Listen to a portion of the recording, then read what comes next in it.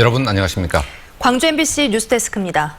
코로나19 사태가 진정되나 싶더니 국면이 완전히 바뀌었습니다. 지역사회 감염과 슈퍼 전파 등 달갑지 않은 징후들이 잇따르고 있습니다. 다행히 광주 전남에서는 추가 확진자가 나오지 않았지만 긴장을 늦출 수 없는 상황입니다. 광주의 코로나19 확진자 모녀는 오늘 퇴원했습니다. 이들과 밀접하게 접촉한 뒤 시설에 격리된 접촉자들도 오늘 밤 12시가 되면 격리에서 해제됩니다. 먼저 광주 21세기 병원으로 가보겠습니다. 남궁욱 기자, 이제 몇 시간 뒤면 접촉자들이 나올 수 있는 거죠?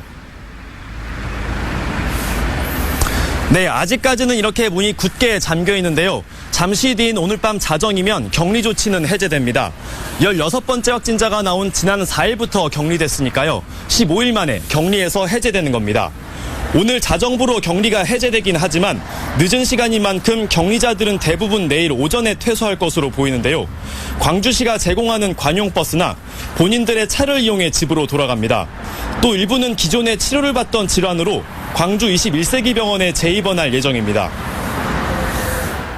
시청 중대형 버스를 대기를 시켜서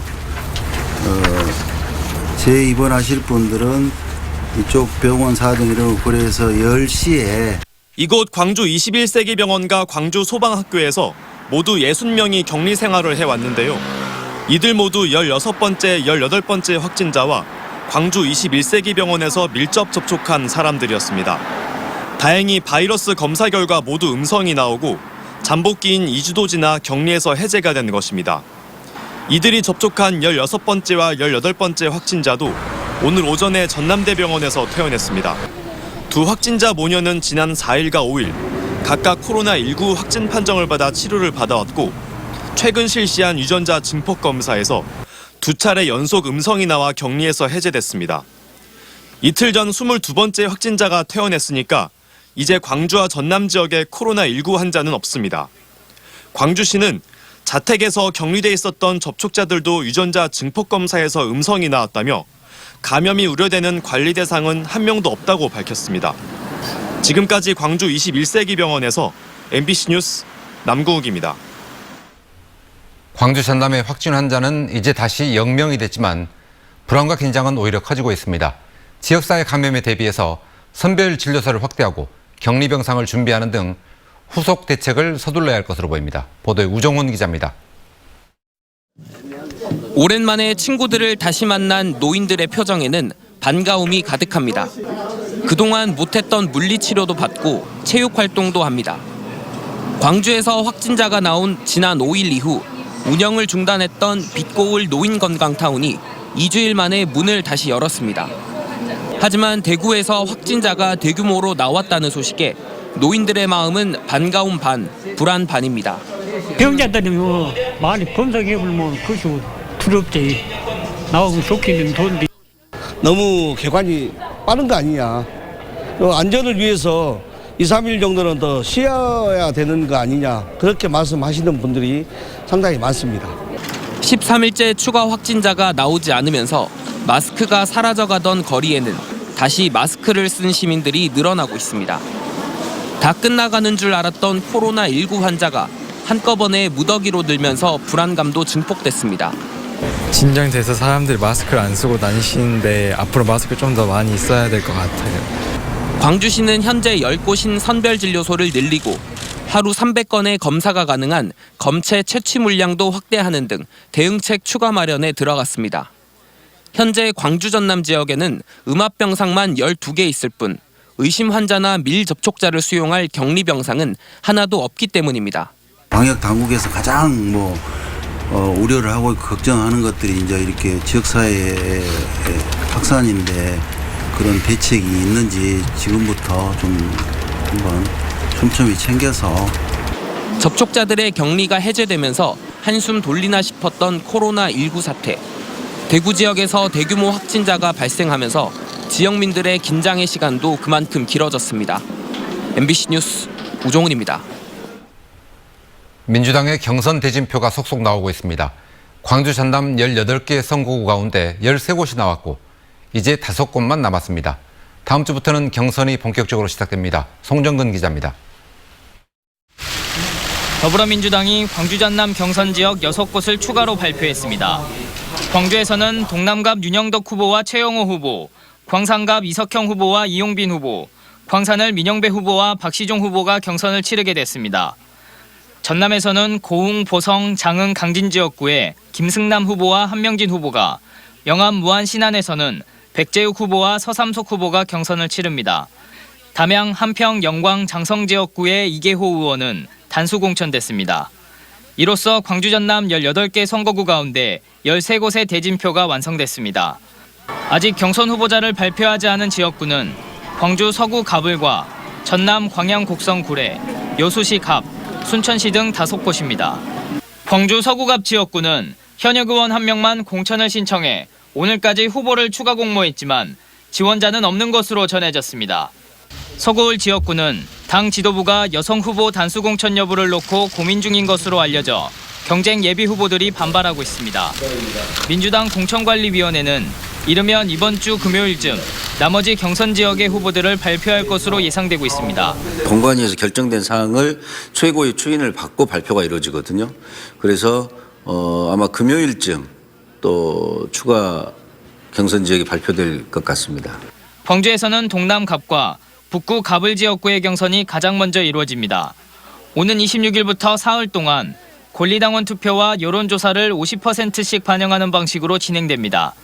나머지 지역구의 경선은 이번 달 말쯤 시작될 것으로 예상되고 있습니다. 관심을 모았던 전략공천 대상에서 광주는 제외될 것으로 알려졌습니다. 본선행 티켓을 놓고 대진표 윤곽이 서서히 드러나면서 더불어민주당은 본격적인 총선 레이스에 돌입했습니다. MBC 뉴스 송정근입니다.